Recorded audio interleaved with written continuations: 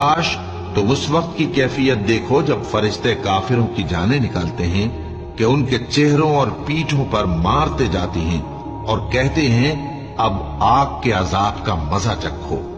یہ ان اعمال کی سزا ہے جو تمہارے ہاتھوں نے آگے بھیجی ہیں، اور یہ جان رکھو کہ اللہ بندوں پر ظلم نہیں کرتا۔ جیسا حال فرعونیوں اور ان سے پہلے لوگوں کا ہوا تھا ویسا ہی ان کا ہوا کہ انہوں نے اللہ کی آیتوں سے کفر کیا تو اللہ نے ان کے گناہوں کی سزا میں ان کو پکڑ لیا۔ بے شک اللہ زبردست ہے، سخت عذاب دینے والا ہے۔